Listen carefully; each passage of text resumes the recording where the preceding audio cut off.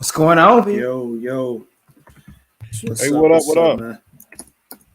Well, welcome to the Freedman Collective for November 30th, Tuesday, November 30th, 2021. This is what Kanter and Sears is the topic of discussion today, Ernest.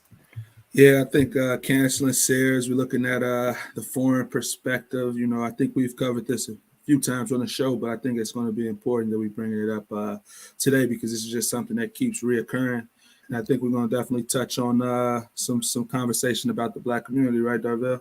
We got to get into a lot of good stuff today, as usual. Stedman, you want to lead us off with introductions then, Ernest? Oh yeah. It's Stedman, aka Conspiracy Brother. You see me wearing my maize and blue. I wish Gerard was only here to enjoy it personally. We had a big game Saturday, knocked off the Ohio State Buckeyes, sent them packing, smacked that ass. So, hey, the best team in Ohio still undefeated, right? Mm. So go Bearcats. Yeah, man, that's what's Bearcats. going on. We are Bearcats now. But yeah, we're gonna get into this important discussion about like my two co-hosts said, trying to understand not only the foreign perspective, but the ways in which it continues to be an impediment to sincere and honest change. Change specifically for the citizens of freedmen, but beneficial change for all American people. Right? I'm not trying to all lives matter the struggle for justice or whatever, but what I'm trying to say is overall, if America does right by the least of its citizens, it does right by everybody.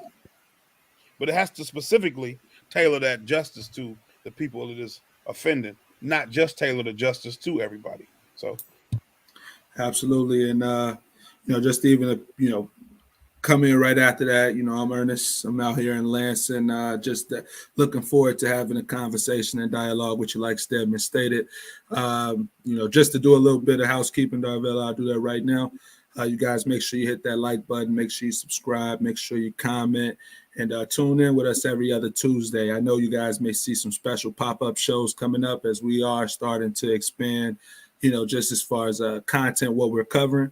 And so, be on the lookout for special episodes and, commentary that we have on live events and movies going forward. That's right. And I'm Darvell. I'm hiding out in the shack, behind the shack, down the shack's shaft. So if you're looking for me, you might not be able to find me, but I'm here. But yeah, we're on the Freedman Collective Live today, and we're going to get into this. And I think our first topic is really kind of talking about this guy from the Boston Celtics, man. What's this cat's name, Stedman? Enes Kanter. Okay, so what's his deal? Let me share. I got an article here from the Hill. It says what? He says NBA's Enes Kanter, Americans criticizing their country should keep their mouth shut. What? What is this, Ern? I mean, what is this, Stedman?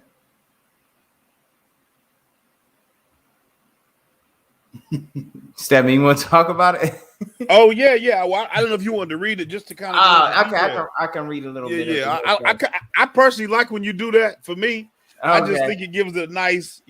I think it's a nice touch when you highlight it. So I was gonna let you work. So all right. So NBA's Enes Kanter, Americans criticizing their country should keep their mouths shut, which is ridiculous. So Boston Celtics, their center Enes Kanter, who just became a U.S. citizen, legally changed his name to add freedom. So he added freedom. I thought he changed his last name totally. Whatever. But he says Americans who criticize the United States should keep their mouths shut. Now, this was during an appearance on Fox News, which already gets us off to a bad start. Thanks a lot. Tucker Carlson tonight on that show, Kanter told his host that people should be blessed to live in America, adding that those who live in Turkey and China would appreciate the freedoms that Americans have. People should feel really blessed to be in America. They love to criticize it, but when you live in a country like Turkey or China, you appreciate the freedoms you have here. I feel like they should just keep their mouth shut and stop criticizing the greatest nation in the world, and they should focus on their freedoms and their human rights and democracy. All right. Woo. Okay, hold on. This is the thing. When you live in a country like Turkey or China, you appreciate the freedoms you have here. I got something to say about that. And here's a Twitter post, Enes Kanter freedom to Tucker Carlson on Americans criticizing America. It's just a little piece. We're not playing that mess. Kanter, who's an 11-year NBA veteran, legally changed his name to Freedom. His surname is now Freedom after being sworn in as an American citizen recently. He also followed other NBA stars, including Lloyd Bernard-Free and Ron Artest, which is now Meta World Peace, who have legally changed their name. This comes as Kanter has become a prominent critic of the Chinese government and the government of his native Turkey over the past few years. The Chinese government earlier this month pulled the Celtics game telecast and highlights off air after Kanter posted a video calling Chinese President Xi Jinping a brutal dictator. Xi Jinping. Kanter also called out Los Angeles Lakers forward LeBron James. What was that? Go ahead, Ernest. I ain't gonna correct you on that name. Wait, no. I don't know how to say those. You know, that's beyond me, man. This is beyond me. So, anyway, the other thing is he called out Los Angeles Lakers forward LeBron James over his ties to Nike in China while profiting from sneakers made in the country. Now, during a CNN interview with host Pamela Brown, Kanter also called out basketball legend Michael Jordan, saying Charlotte Hornets owner hasn't done anything for the Black community. All right. Woo! Bro. Hey, pull up that Michael Jordan, get that Michael Jordan video meme. Stop. Get some help. Yeah, So, he said a lot. He did, and I think that so first of all, yeah, don't even comment on this, sir. Just shut the hell up right there. I hate to use the colorful language, but please, dude, don't even come into this space talking about nothing. We don't need you talking about nothing like that. We didn't ask you for this. We can deal with Michael Jordan ourselves, and we're the only ones who should be dealing with him. Now let me go backwards, and then I'm gonna hand it back to Stedman. Listen, when you talk about living in a country like Turkey or China, you should appreciate the freedoms you have here.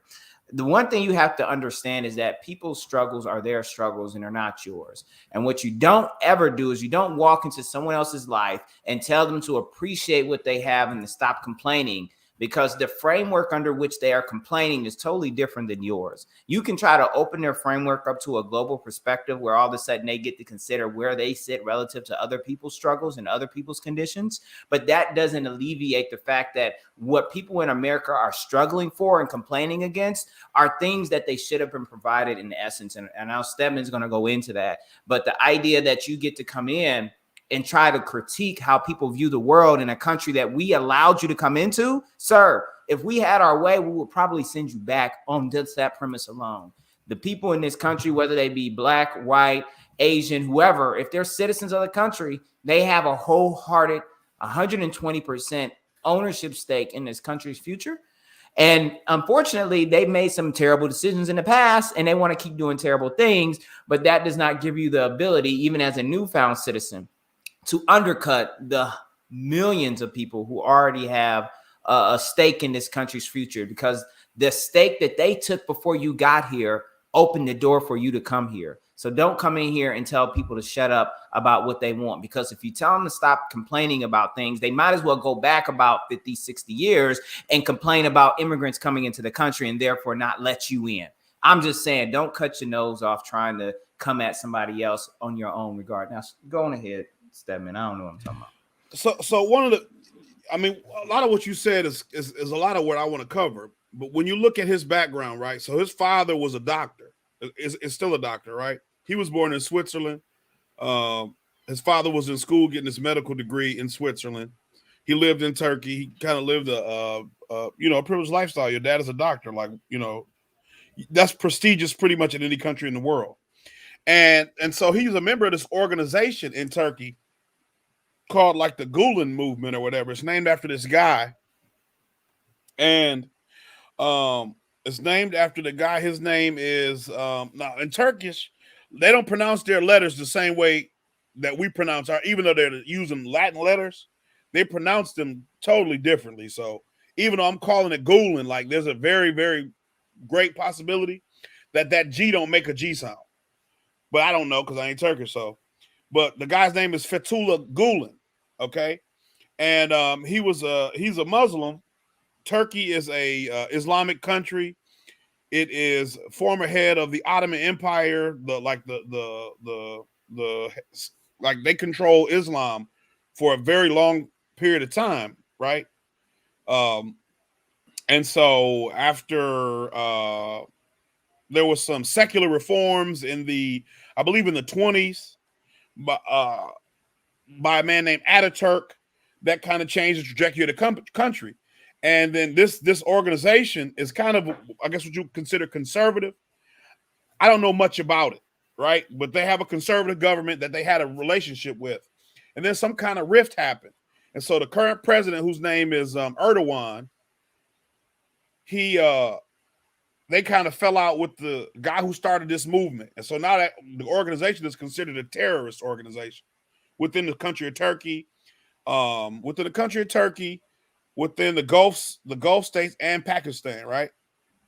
And so he's kind of got a beef with the Turkish government on that standpoint, right? He feels like he's oppressed because he belongs to this religious sect that's conservative, and from what I can see, they call it an Islamist organization. So when you hear Islamists, they're primarily trying to promote a traditional Islamic point of view, traditional Islamic law within that country, right? And so you come to America. He came to America when he was in high school. He went to college here, and he lived here. And after he started speaking out about Erdogan, maybe like a couple years ago, it's really when he started to have problems. They revoked his passport. They tried him in the court in absentia. So if he ever goes back to Turkey, he's facing like 4 years in prison. And so what you see with these kind of people, because he's a privileged individual, just for the sake that his father's a doctor, forget that he's a professional athlete, right? And I mean, for all intents and purposes, although Turkey is not necessarily considered Europe because of its precarious position geographically, it is, he would be considered white. Like he's white, he's white. And so you have this essentially white person, right? European, Middle Eastern, Eurasian individual telling people who live in America that they shouldn't be complaining because of how people are treated in China or Turkey. And the reason I went through all that backstory is because he's a political prisoner in his country of birth, even though he's born in Switzerland, like his country of origin, his heritage, right? That's where his lineage is from.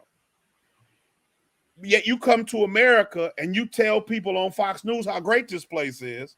And I'm supposed to think it's not strange that you get paraded around and everybody love you, bro. It's the same with the North Korean chick. Yeah. You know what I'm saying? Yeonmi Park. And so it's the same with that, right? My people have built this country from the ground up 200 years ago.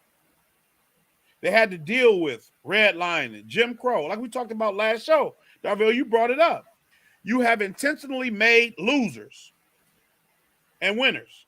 You've arbitrarily picked, right? Because there's nothing that says necessarily that black people needed to have been picked, but you arbitrarily picked winners and losers, and you made my people the loser, and you want to tell me I can't complain when the only reason you're able to come to this country is because my people complain. And that's the problem when you see a lot of these, and this is something we're going to talk about with Winsome Sears too. When you see a lot of these people who come from other countries, they don't understand the history of this country at all and how it works, because America is not just this benevolent place, right? You want to talk about LeBron James not calling out China, and I'm not trying to defend China. I can't worry about it, right? Because we have a system here where the government, where police are legally killing people under the cover of they call it now, we learned about it, qualified immunity, right? So you're able to the police acting in the place of the state. How is that any different? How is that any different than the oppression that you think they're going through in China? It's not happening to you. He said that LeBron, would be no different. Say it again. No, I was gonna say he mad that LeBron ain't calling out China, and we was pissed that Obama ain't called out what happened in Flint. You know what I'm saying? This is the reality. It's no different than if I go to Turkey right now and I champion all of their government's policies and I toe the line, whatever their government is talking about, and they treat me like a celebrity. Let's say I play some soccer or something popular sport over there, and then I say anybody complaining about Turkey need to shut up. How would he feel? If you towing the party line, they're gonna put you on a pedestal. That's facts. That's a fact, and not only that, but like to even touch upon it some more, it's like from the outside looking in, it's this unique perspective that they have that we're not doing enough in our own home country, and that we somehow complaining. When the reality is, all of these governments across the world have human rights issues that are being violated for specific groups of people, and that's tied to the history that those people suffered in that land. And you know, to come to a whole new place and pretend like that's not happening to the natives that's been here, that's something that I feel like all foreigners get to share. You know, basically, there's something that they ultimately uphold, and it does, you know, affect Black Americans, I would say, adversely. It's this simple view of America that it's this land of opportunity and it's so much better than home. And then at the same time, it's like they able to experience America without suffering any other history or any other harms or the effects of that history. So it's like you touching down somewhere, but it's almost like when we go on vacation. You know what I'm saying? It feel good to go on vacation, but when you see homeless people sitting in the streets where you vacationing, you know that those people went through something. Right. You're not just gonna look down on him and be like, I'm in Miami balling, he need to pick his ass up. Like that's not the case. You know, or you know, let's say you go to Jamaica or something, yeah, and you go in and you see that they live in houses made of chicken wire and stuff, which is, you know, corrugated metal, and you say, oh man, Jamaica great, y'all just not taking advantage of your opportunity. How do you look? You know, how do you? And the reason he's upset with China, it's not even China, bro. He's not upset at communism, right? Because his views, as far as I can understand this organization, it's a right-wing organization, right? The president of Turkey is a right-wing conservative guy.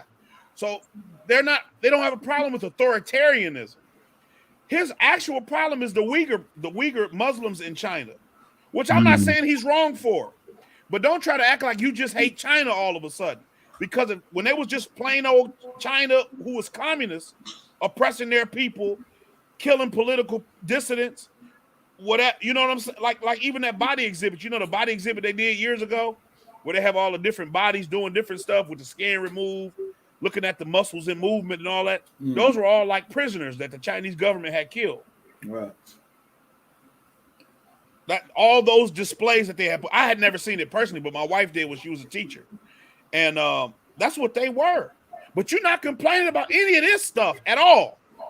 You're only concerned because it involves your community. So are you really interested in freedom? Are you really interested in justice? Or are you really just want to have your cake and eat it too? I don't care what happened to people as long as it don't happen to me. You're not a freedom fighter. You're not a humanitarian. You don't want justice for nobody. You just want to make sure you good. You want to be good. Because your organization used to be close with the president and the political power structure. But after y'all fell out, now he's a bad guy. Y'all used to be good. Now he a bad guy. And that's the same with the Panthers. That's the same with us. That's the same with any black organization who's ever pushed back against oppression in a legitimate way. Right? Malcolm X and Martin Luther King turned the other cheek. You know, hate cannot drive out hate. Only love can do that. And they killed this man. You know what I'm saying? Yes, sir. They killed this man. You talking about we need to shut up, and the only reason why you able to be in this country is because of freedmen and descendants of freedmen stood up and said, this is not how it's supposed to be, and we're not going to take it. Malcolm X is influential in normalizing Islam in America, not just for black people, not just for descendants of freedmen, but at a national level, normalizing the religion of Islam. He elevated Islam in the Middle East to a level of respect that it had not ever seen in America. But you want to tell us we got to be quiet, bro? This is what we fighting against. Yeah. Just play that Winsome Sears right quick, because it also ties in, but her story is very interesting, and it brings a more unique perspective to the dialogue that I think is also important. Marine Corps, I was fair use. Fair use. And A, what part do you want to start at? Because we want to make sure we get to something specific. Well, I mean, it's only 5 minutes. It kind of is all of it. It's kind of all of it, but I mean, you can, because only Stedman say something like that. Hey, can you minimize it? Can you minimize it? Oh, so it's not so I know big? sometimes if you minimize the video or distort it in some kind of way, they kind of be more lenient about it. Hey, y'all, Freeman out here trying to make it work. Hold on. Oh man. Hold on. Hey, I'll say this last piece on Enes Kanter while you're getting it together. He made a comment, I don't do politics, I do human rights. And it's almost like if you make that comment in America, then you don't understand how the politics is stripped the human rights out of a specific group. So, I'll land it with that. That's horrid. Who is? Oh my goodness. Who mans is this? This the mans of the week. Right? This your man. Figure this out, bro. Who mans is this? Hey, he be throwing shots too. I don't just shut up and dribble. He talking at the George Floyd protests like and the Fox News eating it up, bro. That's why she on Fox News. That's what I'm talking about. Oh my gosh. Nah, bro. We gonna do this right now, bro. You are listening to Your Man's Now. This Your Man's? Hey, yo, who man's is this? Hey, yo, who man's is this? Hey, yo, who man's is this? Whose man's is this? I need to know. I really need to know. Hey, we having a special Yo Man's episode right in the middle. Let's see. All right, fair use, motherfuckers. Fair use. a Jamaican. Fair use. But this country had done so much for me. I was willing to die for this country. USA. Republican Winsome Sears delivering an emotional, inspirational speech as voters in Virginia elected her to become the lieutenant governor of their state. Let's bring in Virginia's lieutenant governor-elect, Winsome Sears. Very good to have you with us. Congratulations to you on your win last night. It was wonderful to see you up there with your beautiful family accepting the lieutenant governor win. Tell me how you felt this morning when you woke up. Tired. Literally, because I had only slept for maybe 2 hours and here comes the media wanting to talk about the race. And I'm thinking, it feels like I'm campaigning all over again. I was losing my voice, waking up at 4 or 5 o'clock every morning and go, go, go, go, go. Yeah. So where I thought I'd be able to sleep in, no, sir. No, sir, indeed. So, obviously there's a lot of talk. You heard perhaps in the tease before our segment that you are the first woman of color, lieutenant governor of Virginia. And I thought it was very interesting last night when you just said, I'm black. If you haven't noticed, I think were your words. And then you said, but it's not about that. What did you mean by that? Because we are framing too many issues in terms of race, and it just continues to divide us. And unfortunately, politicians are using it as a tool because of the things that have happened to us historically to advance, I would think, their nefarious purposes. And so if we stop just looking at race and just looking at people, because you see, I'm destroying all the narratives about race. Look at me. Look at me. I am a heartbeat away from the governorship in case anything happens to the governor. And how are you going to tell me then I'm a victim? And I didn't do anything special to get here except stay in school and study. I took advantage of the opportunities that are available here in America. I wasn't born here. This is not my culture, not my country, but America allowed me to come and do for myself and for my family. Bro, do we need to hear any more of this, man? Hey, I got a follow up. You got to. Hey, we can play it. We can play this, but we got to follow up with our favorite your mans. You know, Obama. It's gonna be a brief 2 minutes. Obama. Listen, we're gonna jump to this piece. I'm gonna play a couple more seconds about the Youngkin win and your win. Watch this. You have to be willing to vocalize that these Republicans are dangerous, that this isn't a party that's just another political party that disagrees with us on tax policy, that at this point, they're dangerous. They're dangerous to our national security because stoking that kind of soft white nationalism eventually leads to the hardcore stuff. Your reaction to that, Ms. Sears? I wish Joy Reid would invite me on her show. Let's see if she's woman enough to do that. I'd go in a heartbeat and we have a real discussion without Joy speaking about me behind my back, if you will. She talks about white supremacy. Does she know that I ran against a white supremacist? I mean, Joy, come on, get your facts straight and then come talk to me. I'm waiting for you. We hope she'll take you up on it. You have a lot to say and a lot of people. All right.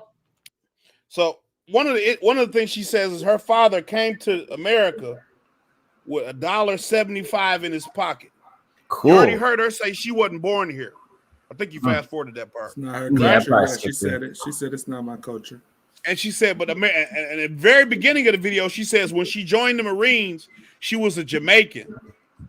But after she got in, she embraced this country. She realized she was willing to die for this country. Right? In 2000. Go ahead. And so what you see, the problem is, right? What America do you know, my three co-hosts, anybody in the chat who's watching, who's letting in poor Negroes with $1.75 in their pocket? Except that we just, in the height of the civil rights movement, have been fighting and getting beat up and lynched and drawing attention to the fact that you're treating black people in this country poorly, that you are not allowing immigrants from non-white countries to come to this country. It's that ability to come to the country and not suffer any other effects of the history and still reap the full benefits of that history. And so this narrative has already been pushed. It doesn't matter if the red side do it or the blue side. This is Obama, 2004, speaking on his experience as a Black American and what it means to have made it. Thank you, Dick Durbin. You make us all proud. On behalf of the great state of Illinois, crossroads of a nation, land of Lincoln, let me express my deepest gratitude for the privilege of addressing this convention. Tonight is a particular honor for me because, let's face it, my presence on this stage is pretty unlikely. My father was a foreign student, born and raised in a small village in Kenya. He grew up herding goats, went to school in a tin roof shack. His father, my grandfather, was a cook, a domestic servant to the British. But my grandfather had larger dreams for his son. Through hard work and perseverance, my father got a scholarship to study in a magical place, America, that shone as a beacon of freedom and opportunity to so many who had come. And essentially, it's that same that fantasy, like it's like America, like Disneyland to these folks. You know what I'm saying?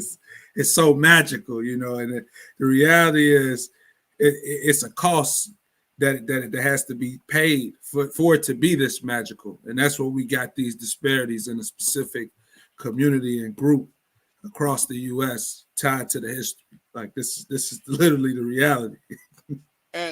And it's really good that you played that because it really links in there real well. And this is the point I wanted to add to this amplification. So it's good that Obama's a Democrat and that Joy Reid is a Democrat and that Winsome Sears is a Republican and Enes Kanter, I don't know if he would call himself a Republican, but I'm sure he's a Republican. And they're all foreign, right? None of them are linked to America in any way within recent generations. None of them are descendants of freedmen.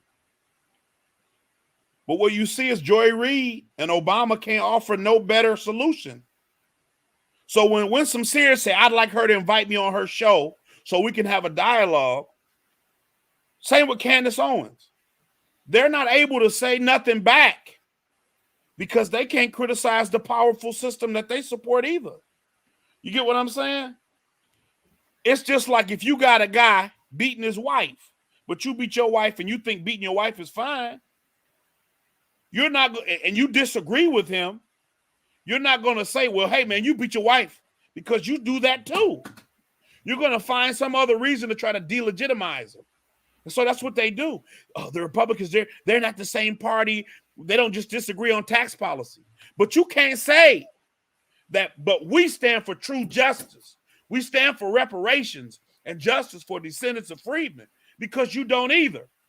So you can't call the Republicans out for that. You can't say that under Trump, H.R. 40 didn't get no movement, because for the year that that Biden has been in office, H.R. 40 ain't got no movement. And black people haven't got justice in any measurable way. 2 episodes ago, we talked about how they're talking about giving $450,000 to individuals separated at the border. And when we said we want $450,000 for 250 years of labor and Jim Crow and redlining and sharecropping and convict leasing and being used as experiments,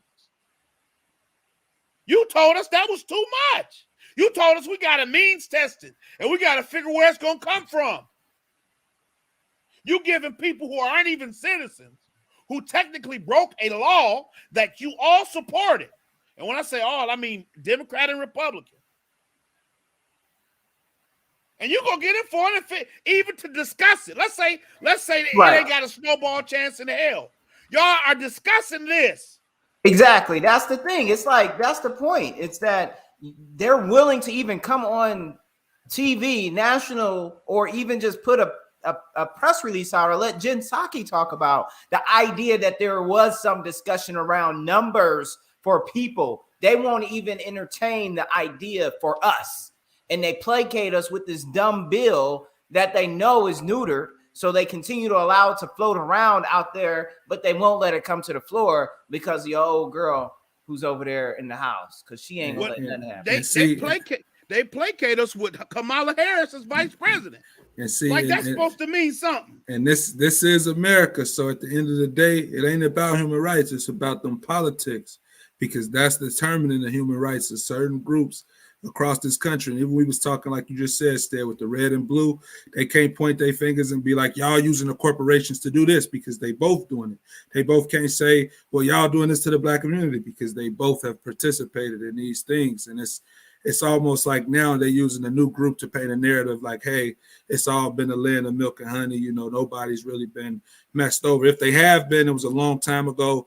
We all need to just work hard to get out of wherever we at right now. Like my dad came here with $1 in his pocket.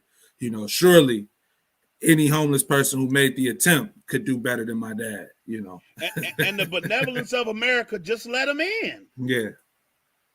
America's loving, benevolent way, they cleared out the Haitians who was in the southern border in a weekend. And they ain't talking about giving them shit. Mm-hmm. So the Haitians being cleared out so quickly, does that point to a racial issue, like a pure skin color, descendants of Africans race issue? It's certainly a racial component. It's a racial component, certainly. Sure. But the thing about Haiti is it's so close. They just get over here however they can, right? So you can't really meter who gets over here. Turkey is thousands of miles away. So you can make sure, hey, you got to be able to afford to fly here. Mm-hmm. Haiti, they getting over here floating in tubs. Mm-hmm. So you can't make sure that those Haitian people coming are nurses and doctors and lawyers and teachers, or that they got some kind of promise, right? He said he lived in this country. He lived in this country 11 years already, right? He just got off. He got his American citizenship just now. But Turkey revoked his citizenship 3 or 4 years ago. Word. So this whole time he been stateless. Wow. Now they talk all the time about illegals not being able to come over here undocumented, and he's stateless, and you in America, bro. Where they do that at? Well, that's the deal, right? At the end of the day, we got these individuals in the space getting in the way, got stuff to say they shouldn't be, and we can't have that. We can't have that, and that is problematic to the movement. Anything y'all want to add? My people work this country to the bone. They work to the bone. They work to death in every war, right? Built the infrastructure. Like I said, I've talked about this before. France, the country of France. The country of France has been around as a country since about 1000 CE or AD. Right? It's either 1000, it's about 1000, or the country of France. They've had in the modern times, so since they had the revolution in the late 1800s, they've had 5 republics, 3 monarchies, including the king who got his head cut off, and 3 emperors: Napoleon, his nephew, and like his grandson, King Louis, I think the 16th, then his brother and his other brother, and 5 republics. And I said, how did they, and I really read a lot about the French Revolution. I said, how do they have so much instability in this country? You know, because countries borrow money. They, just like we talk about the U.S. debt, countries borrow money. They always have. And so France had to borrow money. And I'm saying, how did they have so much political instability in this country that's been around so long? And America has had one constitution since 1776, one government, one system. You know, there's been changes to it, but it's one thing this whole time. How does it happen? And you know what I remember? In continental Europe, they didn't have slaves. Or if they did, they were a very limited role. It was nothing like we had in America. So if you had Frenchmen having to do work, you had to pay them something. You couldn't have them doing the shit for free like you could do here. So right. you never understand. Your brain can't even fathom what it means to not pay a person and have them working whenever you need them to work. You can't even fathom having somebody working for you and you don't pay them nothing. The food you give them is the scraps you don't eat. Crazy. The clothes you give them is the clothes you don't wear no more.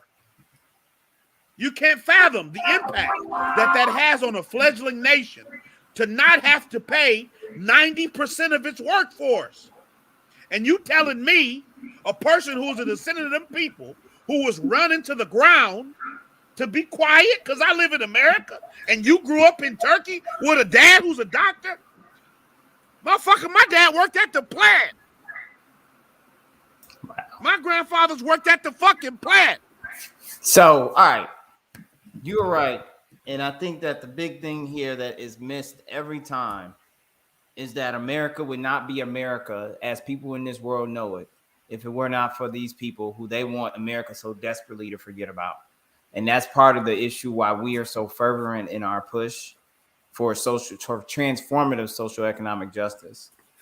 And that's also why there are groups out there that, well, there are people, and too many people in our own community, that believe that the way up, the fix, the repair to this situation is just hard work, collective unity, and good principles of being nice to each other and not killing each other. Basically, they underpin the entire idea of our downfall and our current state of dysfunction. They underpin it as being our own manifestation, our own fault, something we created out of the goodness of our heart to harm ourselves. Like this was nothing that we could ever have imagined without our own imagination. That's wrong. And Winsome Sears kind of put that into perspective when she said, well, look, you know, I did this and I did that. I can do what you can too, right? And unfortunately, there are some groups even local to Detroit that have recently stated things that are problematic to that degree. Now, I want to show a quick quote I copied from Facebook today. And no shade on the organization as a whole, but I know they stand by what they posted.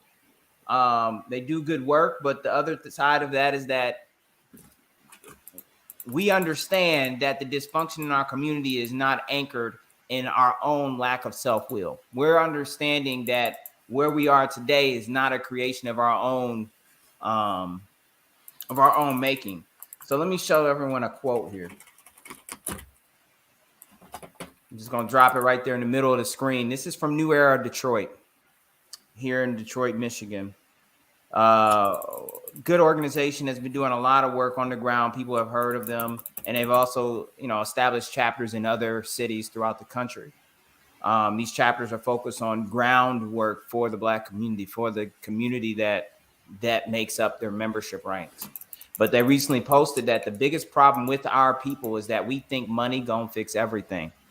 Money can't buy respect, morals, integrity, principles, or creating a code to live by. These are all key things that are missing from our communities.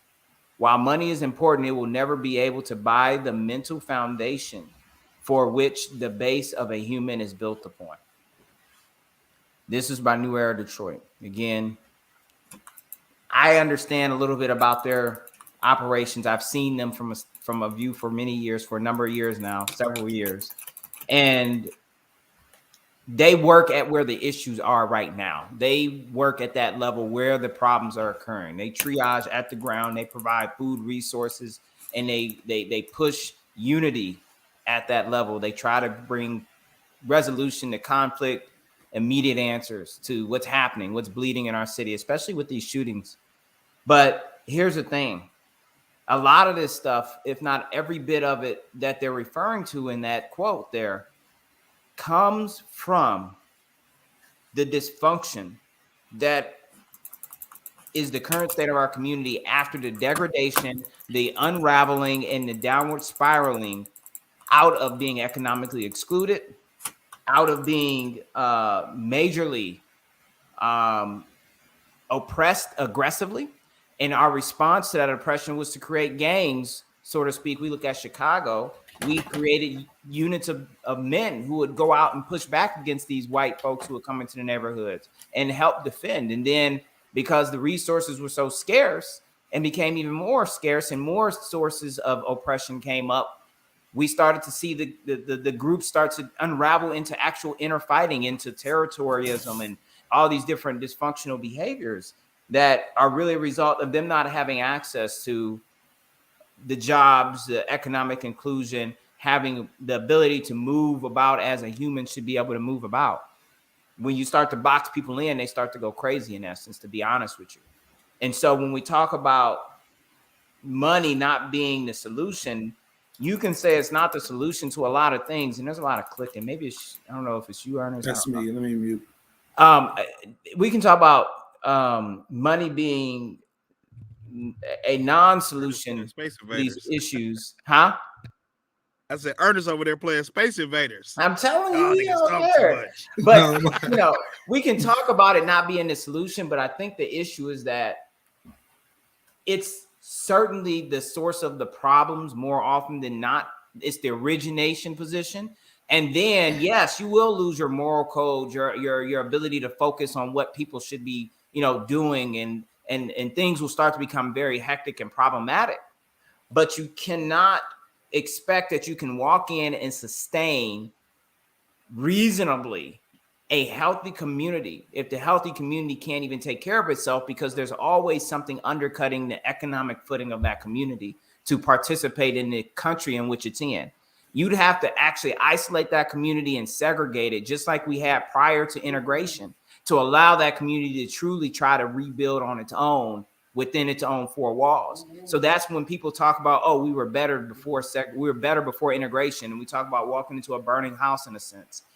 When you start to dissolve us or mix us amongst the rest of the community, then we need to be able to do for ourselves within that space. We need to have the equity, that's the economic equity. But what happens is we get underpaid, we don't get the jobs, we get over policed, we get overtaxed. All these things happen that take away our stability. And when our stability is missing, it results in dysfunction. So you have to have a very big, I'm going to say overwhelmingly, over 75% of what we need to do to help our community truly come back to where we want it to be has to include the political element, the economic inclusion. The truth is that money is part of this. It's a big part of it. And that's how they hurt us. Because if it wasn't, then we just go and do and be cool off in the corner. But Ask everybody. Let me tell you this. One thing I'll say, I don't know if anyone has heard of this organization, CRED, C-R-E-D, in Chicago.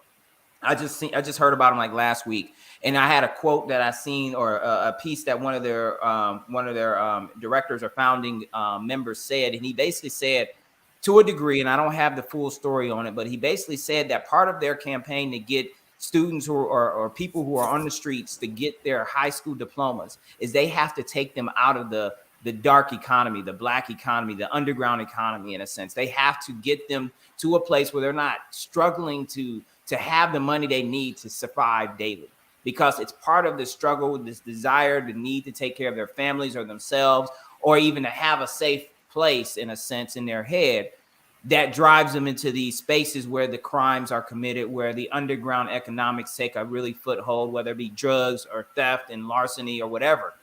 That stuff, in order to counter it, you have to provide resources so these people can safely leave that space. Very similar to how, so you can't expect someone to go to school if they can't feed themselves, in a sense, right? So similar to how in Detroit, one of my favorite organizations, neighborhood service organization, they understand that to deal with homelessness and the mental illnesses and the substance abuses that are closely connected to homelessness, you have to provide housing first. You have to give them a safe place to exist so they can start to heal, so they can start to process and retract from those dysfunctional behaviors. If you cannot give people that framework, that safety space, that place to exist, and to actually even have the bedrock, the chance, the foundation to live a normal, typical life with code and discipline and policies and things like this to keep a unity in the community, it's going to be a lot more difficult, if not impossible, to attain it and maintain it. So Winsome Sears talking about you can just do this on your own. That's because you don't have the anchoring, you don't have the baggage, you don't have the inherited traumas and all the consistent problems that come from having an entire family dealing with this. And it's not just you. You might have you and a couple of your immediate relatives and your nuclear family that came over, and y'all bond together and y'all find a way. But we're talking about networks of people who are woven together inside of ghettos that are forced to stay there because they can't get enough money to get out. And then if they get enough money to get out, they have to pay for somebody else to get out too. But then that pulls them back, because we are responsible for our brothers and sisters the best we can be when we try to do the right thing. But then that costs us more than it actually leaves us to get out. This is a network of people who have been working. All right, go ahead. They don't have to. I was just going to jump in and say they don't have to contend with the disadvantages of negative and zero wealth, like for generations in an economy that's thriving and a nation that's growing. Those things, like we already said, they have tremendous effects. And so, like, even to the question that to the statement that they posed, Darville, I would state that money plays, like you said, 90% or 80% of the role in our communities, and this lack of prosperity that people aren't seeing. It's not necessarily a mental code. It's none of those things. It's kind of tied to money and poverty.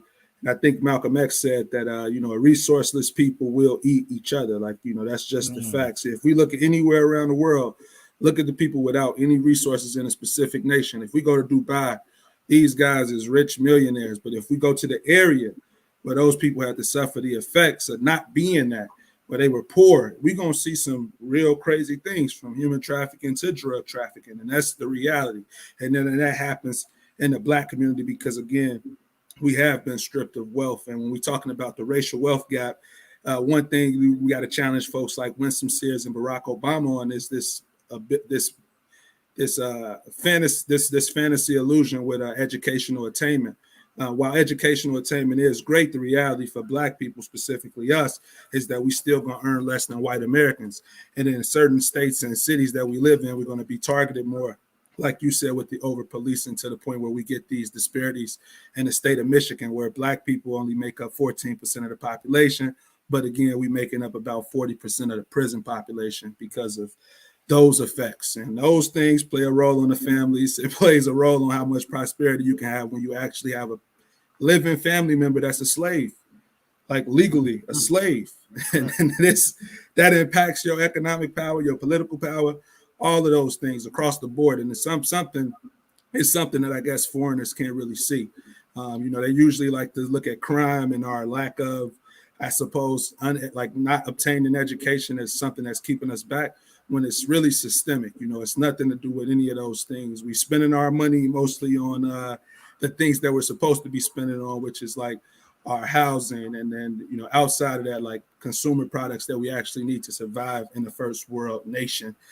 And you know, this just really, you know, weird belief with Jordans, Black people not value education, and this is the reason why they're behind, rather than knowing the true history, the true timeline that we have suffered.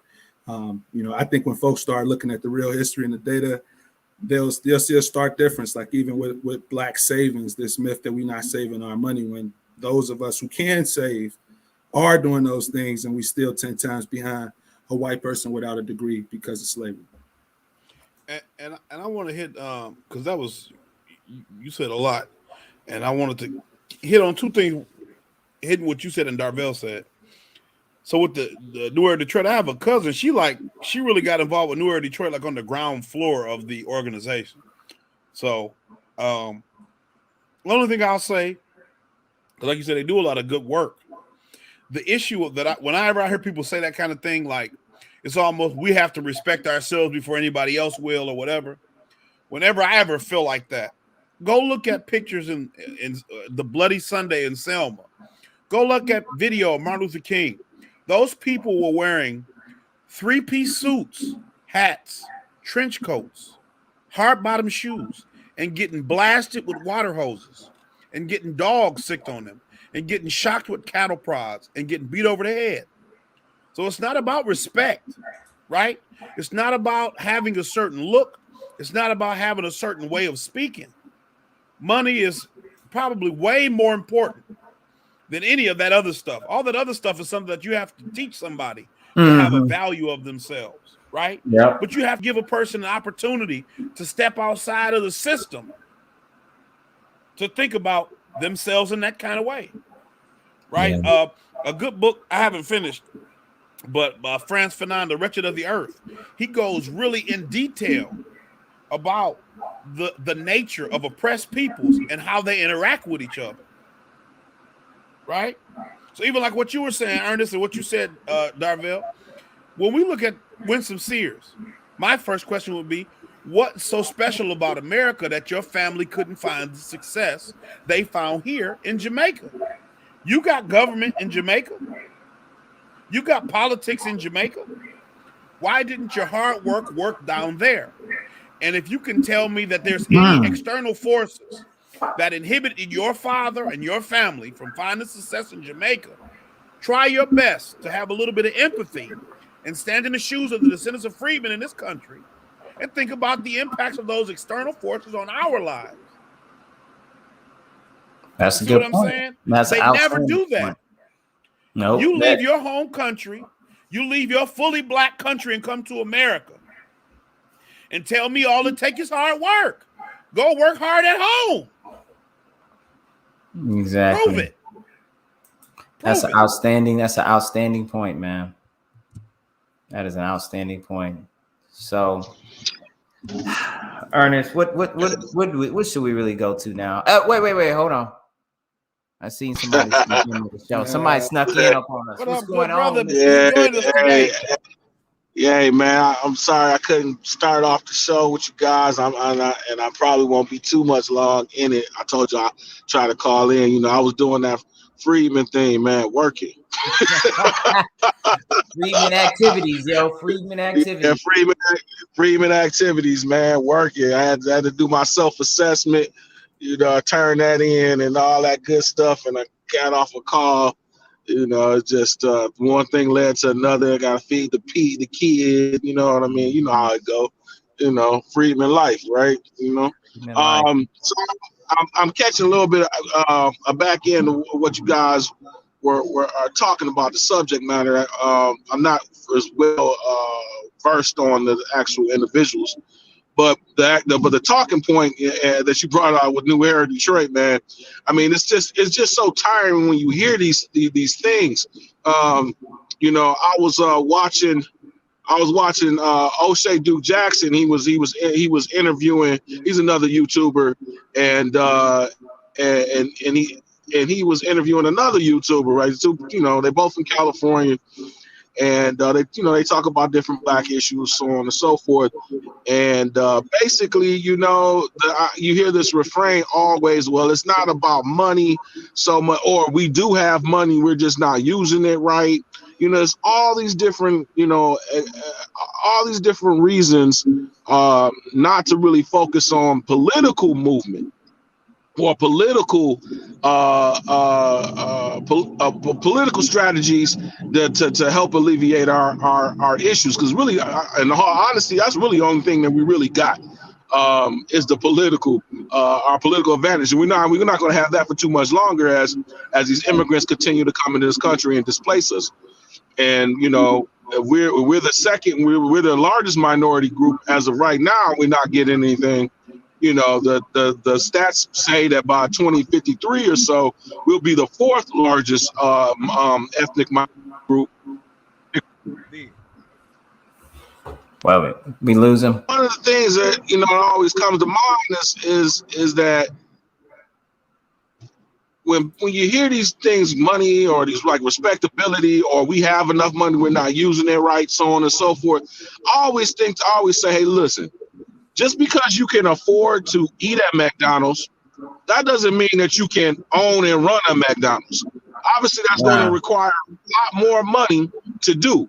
And I think the crutch of it all is that we don't have any control of what Neely Fuller Jr. talks about, the 8 or 9 activity, the human activities, right? Economics, military, it's a couple other ones. Obviously, I only named 2, right? You can look it up. But because we've been locked out, and we're wholly and totally dependent on the dominant society for our means of living, right? That's always going to be the problem, because you can go ahead and get more education, and ultimately, but if you're not able to hire, or you're not able to go to a company that can hire you, or you get discriminated against, what's the education? The plugs and outlets scenario. What I'm gonna end with this, man, and this to me again is really the crux of it all. What are the 2 least things that Black men say to each other? I love you. You're hired. You're hired. Those are the 2 least things that Black men say to each other. And that's the crutch of everything, bro. Because if you notice, even other ethnic groups that come here, you know what I'm saying? They're able to employ their own. They're able to have small businesses. They have something. They're not coming from nothing, right? And just that's just that ability to be able to hire your own people, work, have a sort of whatever, if it's a small economy, if it's just small or whatever. You know what I mean? That has a lot that you could do, and you can, again, flip that and keep flipping that on, and then there, hey, now you're successful, right? But we've been locked out at every point, and now we're in this, freaking super freaking what you call that, mature economy. There's no more Walmarts, Sam Walton. That's not gonna happen too much long. There ain't no more Sam Waltons coming. That's over with. From the bottom, yeah. Yeah, from the bottom, you know what I'm saying? Like, that's over with, man. Those times are gone. And we were locked out when America was doing that, right? When America was making Sam Waltons and the Ray Krocs of the world, you know what I'm saying? And Meyer. The Henry Ford of the world, all the, go ahead, I'm sorry. I was just saying, Meyer, all those. Right, all of that, that's over with. Kroger, you know what I'm saying? All of the small mom and pops, and then constant, that's done. That day is gone. So, to me, it's not just having money in your pocket, but it's also having the means of production to hire your own people. You know what I mean? To educate your own people, to have schools and institutions and so on and so forth. And then we've tried that all throughout history. We've tried that. You know, but at the end of the day, what it comes down to, we are a wealthless people. We can't support our institutions and make them flourish and work and function in a way that they would be able to, you know, get those force multipliers down the road, right? You know, we could train doctors, but at the same time, we don't have any hospitals for those doctors that we could hire and have them work in and so on and so forth. We don't have it. We got to go to them dominant society for the most part to be able to get hired. You know, it just goes down the road, you know. But anyways, I'll get off here. Thanks for having me, guys. I don't want to mess up y'all segment. Thank you, bro. No worries. Thank you for dropping that, Gerard. I was going to say, even like to what he was talking about with the ownership, like that's the biggest fundamental piece of living in a capitalistic society is that ownership and the wealth that you can get from that. That's what the founding fathers understood, those white immigrants that came here. I would say on top of that, it's the politics that go with it, that getting those allocation of resources so that you can invest in these avenues that your people are already looking to work in and build upon. Like we've seen it time and time again with many immigrant groups across multiple sectors. You know, they get in there, get that foothold, get some ownership, but then the government gives them an infusement that allows them to do way more than what the people who they borrowing from doing that. Like, so for us, not getting the home ownership, not participating in some of these good bills and deals that America been shilling out, that has really put us behind the finish line as far as the race. And so one thing that I wanted to point out was that in the article, What We Get Wrong About Closing the Racial Wealth Gap, done by Duke and Dr. Darity and the folks, is that it says blacks cannot close the racial wealth gap by changing their individual behavior, by assuming more personal responsibility or acquiring the portfolio management insights associated with financial literacy. The reason why is because structural sources of racial inequality remain unchanged. And so we're looking at an American economy that's heavily infused at every point with both an inheritance of racism and the ongoing authority of white supremacy. And to Gerard's point, ain't no black family today in America has the financial leverage or capital to compete with Amazon and Google. There's no black family today that has as much land as the top, white family in this country. And this because of the advantages that they got from the past, from the government, and from us being disbarred. And those are the reality. That's the facts. So if we had some money, we might, I think one thing people forget is that when it comes to America, it is a capitalistic society, so it is all based on class. And one thing we know is when black folks get some money and they change class, apparently they start doing all of the things that the folks in that class do. Ooh, ain't that it? That's the facts. Ain't that it? That's it. If we get in middle class, we doing middle class shit, baby. That's it. You know what I'm saying? Ain't that it? Even like what Gerard was talking about, black men can't hire each other, right? So there's this documentary me and my wife watched a few years ago. I think it was on Netflix, and it was about Chinese food, but it was specifically about General Tso's chicken and where it came from. And it really went into detail about the history of Chinese restaurants in America. And like the guy who invented P.F. Chang's, he kind of did a little bit about his story and how his mom owned a restaurant in San Francisco or whatever. Mm-hmm. And so what they said they do is this. When you come over from China, they have almost like what they call it, they call it commerce. A chamber of commerce? Yeah. Like almost like a Chinese chamber of commerce. Okay. And so they'll have somebody who with a restaurant set you up to work there. And you work there 4 or 5 years or whatever, kind of get the hang of how it works. Then they'll send you out to like Iowa or something to open your own restaurant. Right? And then when it time, when new people come, they'll send them to work for you, do the same, and then move them to, Montana.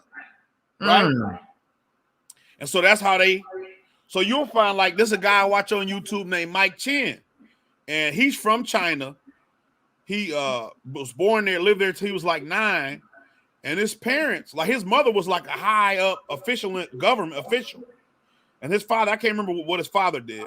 But like when he moved to America, they just had a Chinese restaurant.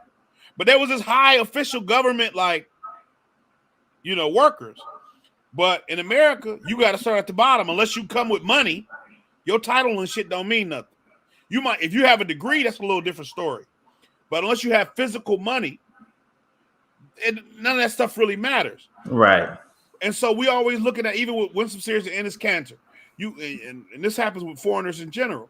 You had this, well, I came over here and I did, but the country, the government, the power structure has never actively determined to make you poor, like you talked about. They haven't decided to make you the loser. So because they haven't decided to make you the loser, when you made a business, when you tried to establish yourself in a community, nobody came and burned it down. Nobody said, we're not selling you this land. We're not leasing you this space. We don't want you around here. We're going to sell, all of us property owners are going to sell our property to get away from you and intentionally, decrease the value of this neighborhood so that you won't make a profit and you'll never be able to establish yourself in this country. That don't happen. And so when we see people trying to make excuses for why black people are in a position, or descendants of freedmen are in the positions we're in, and they try to do anything other than acknowledging the system of oppression and domination that we live under. And it's not it's not the same, because you see that happening too, where people almost like it's exactly the same as it was 50, 60, 70 years ago. It's not exactly the same. It's changed. But unless you acknowledge that that system exists, you're never going to be able to get to the root causes and make any changes, because you're acting like it's an apples to apples comparison. And it's like an apples to watermelons comparison, right? Nobody's going to Chinatown and burning buildings down. Nobody's going to Koreatown or Japantown or Mexican town and burning buildings down and saying, hey, we don't want you here. But black communities throughout this country, black economic enclaves throughout this country have been systematically destroyed. Yep. In the matter either with government support or with government with active government support or with passive government support. Due to government inaction. It's been tacit approval or outright mandate. And let me show y'all something, just to be clear that this shit isn't over. Forgive my language again. Like, because somebody be like, well, that happened back 20, 50 years ago. That don't happen no more. What you talking about? That's the old timing. Okay, let me give you a little square up here. I'm going to pull something up. Some of y'all familiar with the nice city of Cincinnati, right? There's a really nice piece that was a short film that was put out. Jeez, hold on. Because now stuff don't want to act right because it's showtime. It's called Good White People. It was a short film that was put out, only 16 minutes long, back in 2016. And I'm going to show something here. Let me share this. And what it is it describes from a standpoint of just one man, one black man. Okay. This video here describes the future or the trajectory of this particular not corner store, but this small variety store here that's shown on the screen. I'm not going to play it, but I do encourage people to go watch it if you've never heard of it. It's called Good White People. And it's the short film about how today's mechanism of preferred push out of black businesses and black communities is gentrification. So this is a way where we make it seem like we're cleaning up the neighborhood for the improvement of all, but guess what? You can't afford to be here once we improve it. And so what happens in this film is they kind of show how this man who was renting out a space that was large enough in a building that he didn't own, that he could run a variety store for like snacks and food and stuff. He had a training studio for martial arts, and he had his home. So his home, his training studio for martial arts, and a store all within the same building that he was leasing. He didn't own that building, and he got pushed out. Where did he get pushed out from? When you watch this, what you realize is this film is using one person's experience to tell a story of an entire section, an entire neighborhood of Cincinnati, Ohio, called Over the Rhine.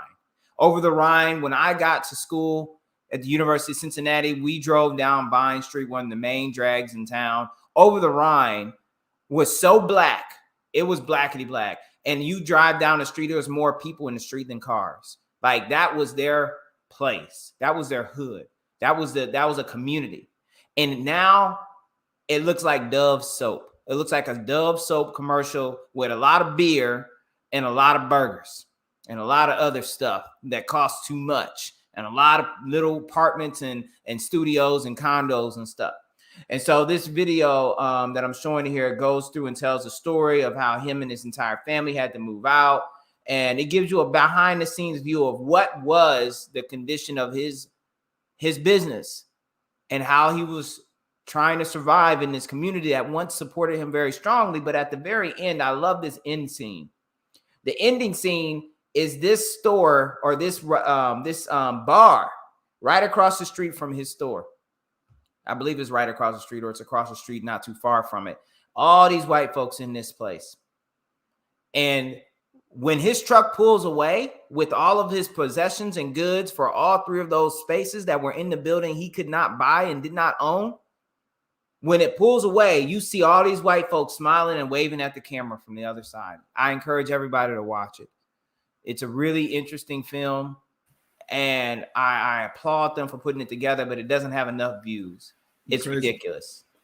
Crazy thing is, too, when they watch the film, I was going to say one thing to keep in mind is that city planning. That's a big, that's political tool white people use. And when they want to regentrify, that city planner just say, shit, this was the most relevant spot in town. Apparently, these black folks back then knew what was up. Let's just go ahead and retake this back. Let's develop it. and it comes out looking like how Brooklyn looked today. And that's an issue that we're dealing with.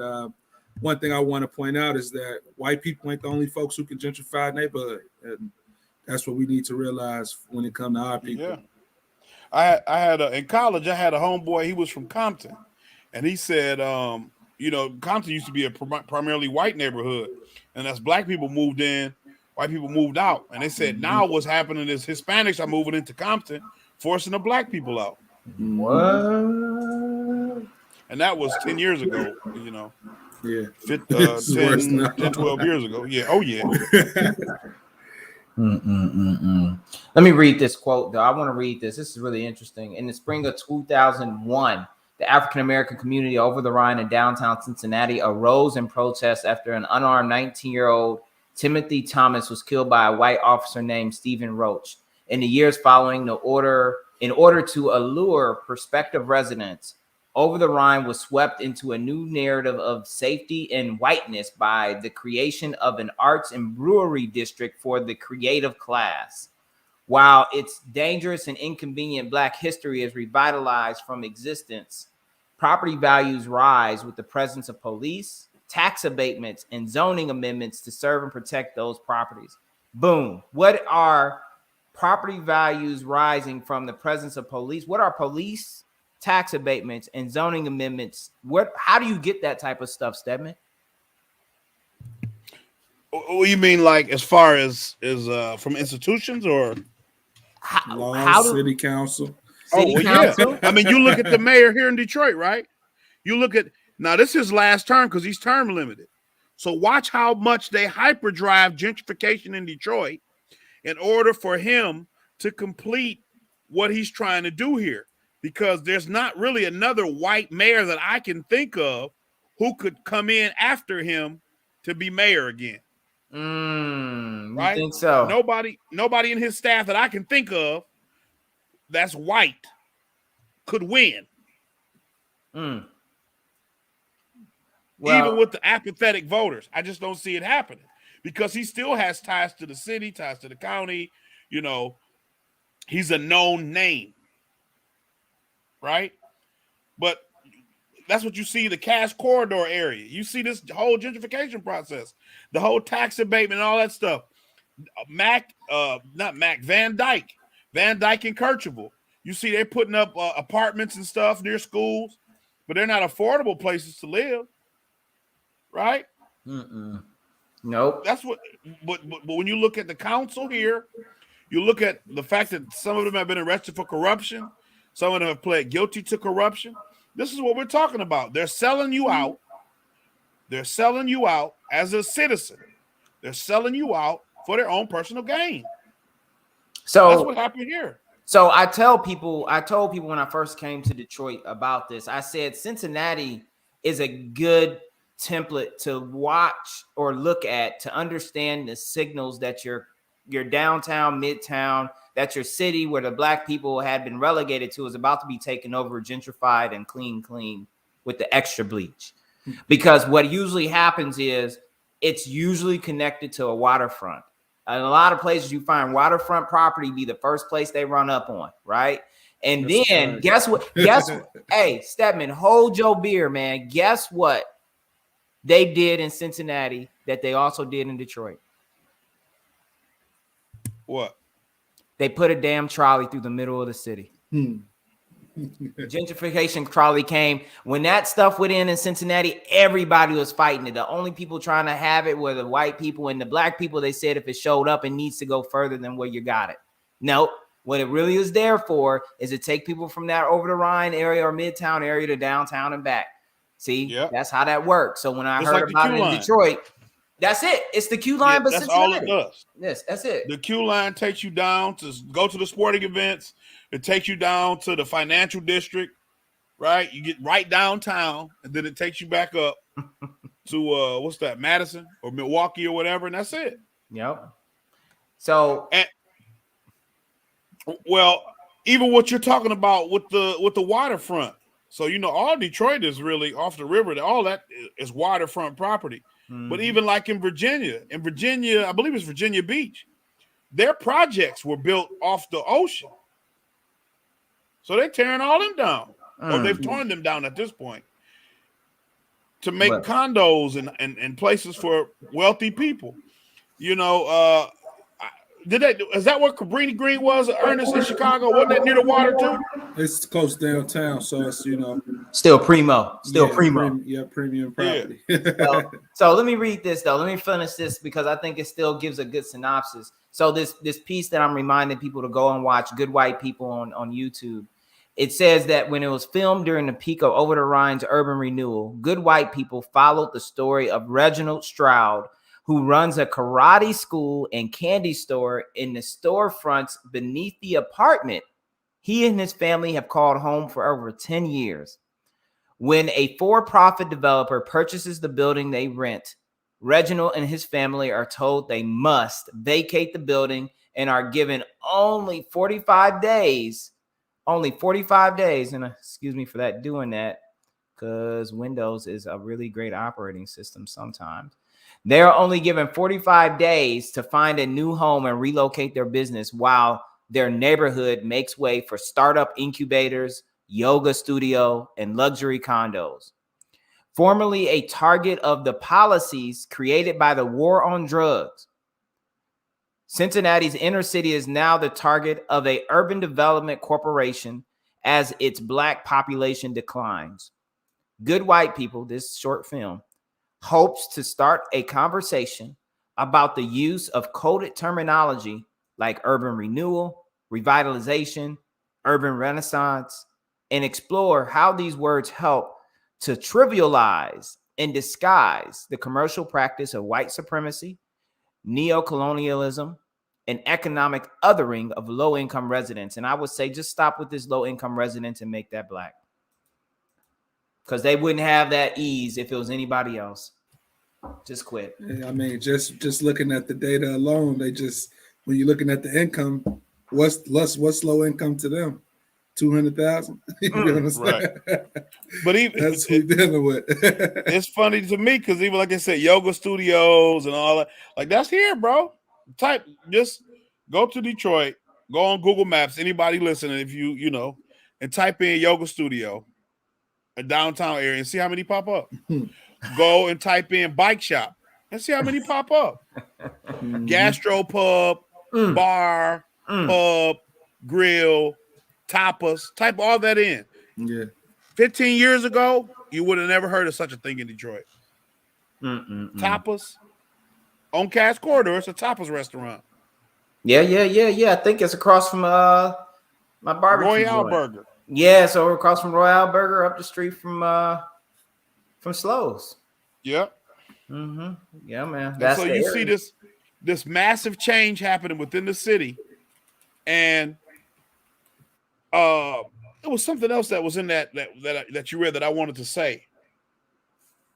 But the reason it's a problem is because the investment isn't happening in conjunction with the citizenship, right? It's not something that's helping to benefit the people who already live here. You're driving up property values, you're driving up property taxes so that you can make it harder for people who live here to stay here, right? Exactly. You're not making affordable housing. You're not hiring them for work. You're not paying a wage that they can work at. You're doing this so that you can drive them out. Lee Atwater said it best. He said we use all these coded words because at the end of the day, blacks get hurt worse than whites. And that's what you're seeing with this urban revitalization, urban renewal zoning, and all of that. Yeah, James Baldwin, he said urban renewal is Negro removal. That's what he said. Urban renewal, because they've been talking. I mean, they've been talking about that forever.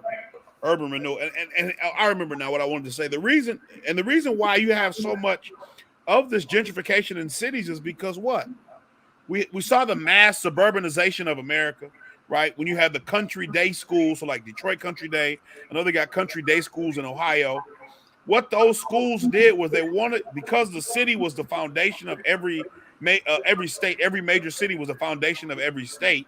Wealthy people would send their children out to the country for school to get fresh air, to get kind of in touch with nature, right? U of M was built in it was originally in Detroit. They moved to Ann Arbor, which is about an hour away from Detroit, driving 70 miles an hour approximately, because they wanted to be in nature. That was the whole point. Yeah. Why that's changing now is because white people still, especially young white people, the city center is still downtown. Your sports teams, your leisure activities. If you go to the opera, if you go to concerts, it's downtown. It's not in, even with Auburn Hills. The Pistons was in Auburn Hills. The Lions was in Pontiac. If you're not winning, ain't nobody going to them games.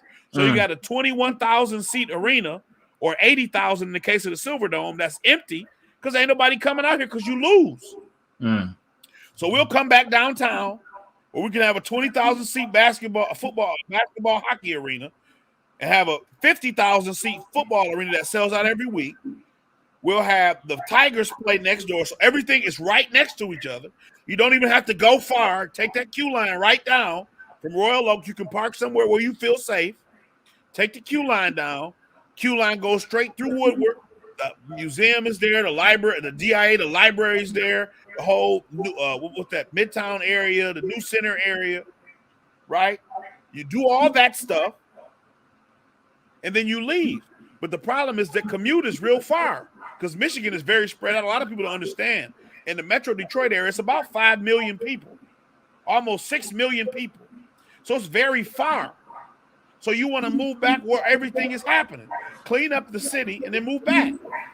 Make the city what you want it to be. And so that's why you see this influx of especially young people, young whites moving to the city. They want that urban lifestyle that you can find in city because they may have gone to school in like a Chicago or New York or in LA, where you have a very heavy urbanized place. And you want that back in Detroit or in Cincinnati, right? And so you bring that with you. Because every city, when you look at the any country or whatever, a measure of a country's stability or a city stability is this amount of young people. Right? So you want an influx of young people. That's just normal city planning and as far as understanding the country's dynamics. And that's what's happening. You know, the older white people in Michigan, Southeast Michigan, will still live in the suburbs, but their children, I'm talking about older white people and their grandchildren are moving back to the city. And so that's changing. It's changing the face of Detroit. Like you said earlier, it's becoming Brooklyn. Well, guys, I think we really were able to package this up. I don't know. Did we miss anything, Ernest? Is there something? Oh, no, I think we hit it all on the head. I think, like you just said, a great show. One thing I do want to mention is that the California Task Force hearings is about to start back up, and they are going to be covering gentrification and media and entertainment, I think, for the two topics that they're going to do for the 2-day session. So some good information coming out of that. Hey, bro, you just reminded me of something. Yeah. I'm going to go to my email. I'm going to pull something up. So we're gonna go into history books. Well, y'all don't need to see that. Hold on, y'all don't need to see my email like that. Hold on. That was you called it, Justin. I was like, oops, I was sharing. Somebody's like, I got that on the thing, man. Don't say nothing. Jeez, hold on. Let me see. I need to look this up. Guess who I got an email from? Let me see. What is it called? Is it Black? Is it Black? What is that? What is that task force called? Yeah. Yeah, boy. Here we go. Yeah. Hold on. No, I don't care about that. We care about this. Yep. I can show you this. This is a problem. We're gonna do it. Well, I ain't gonna put him on Who's Mans. We already did that, but I'm gonna show y'all something. Guess who I'm about to pull up, yo? That nice little crew that the governor put together. Okay, out here in Michigan. Yeah, boy. The Black Task Force. The Black for racial disparities. Yes, Burr. Yes, sir. It's called Black because it's black. Black Leadership Advisory Council. They had to get something black popping in there, didn't they? They love it. I'm sure they love that they got the black in that. But look what they did. They done a nice financial wellness town hall. That's my state rep right there. Oh yeah. Was she the one who had the people walking her into the Capitol when they had the guns? Yeah, that's her. Well, again, this is what I'm saying. That's why we were trying to get on that council, because they are, what the hell? Why y'all? But this is not rocket science. We don't. Learn how to get out of debt. Like what? Problem is they got all the data and the experts already told they it's not about this. So that's a problem. I mean, They was already told and they don't care. They don't listen. Yeah. But that's what I'm saying. Like, learn how to get out of debt. Is this real? Like, really? People don't know how to get out of debt? Like, honestly, you think there's a class you can take and that'll just solve people's problems for getting out of debt? Like, they forgot that they had to pay their bills, and you need to teach them that's how I got to pay the credit card off of. You know what I'm saying? You live in a poor community, you probably got a poor paying job. That's you know the what I reality. mean? Here, you got this bucket with a big hole in it, but fill this bucket up with water. Or even better, I got more pressing issues with my family than paying this damn credit card back. Yeah, I shouldn't have ran it up, but damn, I gotta feed somebody else besides my own kids. Right. That's freedom life. Don't be coming over here telling me how I can learn to save, credit, and budget. The fuck is this? See what they should have did. And I mean, maybe we had to write a letter and definitely try to apply some pressure, but I would expect for this task force to be trying to introduce ways to talk about the true racial disparities stemming from slavery and that racist history in Michigan, where Black workers couldn't even work in Lansing for the state government because of legal segregation and Jim Crow laws, like that shit that really existed, but hey. But see, but that's what I'm saying. The Democrats are no better. They can't speak truth no better than Republicans can. Right, so we got to talk about some bullshit that don't matter because we can't call the truth. Mm-hmm. They can't say the truth. They're no better equipped to tell the truth than Republicans are. We talk about budgeting. Bro, give me money. Give me a job that pays me a fair wage. I can't make no budget. I can pay my bills, bro. I can't make no budget without no money, man. Anyway, y'all, it's been a good one. Hey, you want to close us out, Stedman and Ernest? Oh, yeah. I mean, you go. I'll let you close us out. I was just going to say, good show, guys. Make sure you guys like, subscribe, comment. Coming, I guess, in the next, we already probably passed the year anniversary. I think one of our biggest shows is going to be a recap of the 2021 year. So, pull up a seat, get your popcorn, because it has been a turbulent ride this year. We're wondering how we're going to end it out. We got midterms coming up. We got reparations still on our mind. That's a 24/7 thing. And we definitely got a lot of things going on in the background. So make sure you guys stay tuned. Mm-hmm. Yeah, like, share, and subscribe. I don't think we said that to start. Oh, he did. We did. Okay. Well, like, share, and subscribe anyway. I hope you enjoyed the content. We're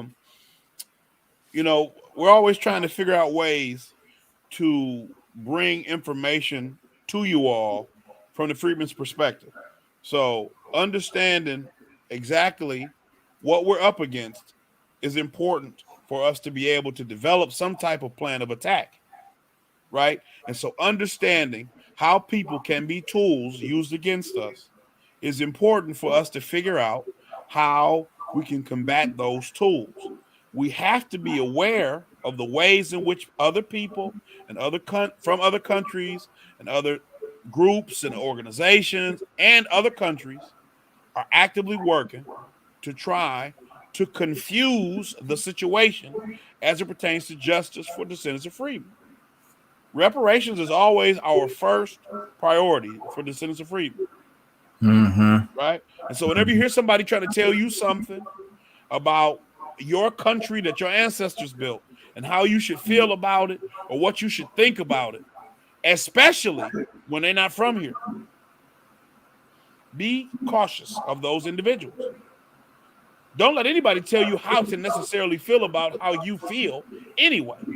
But be cautious about those individuals because they have ulterior motives that guide their actions.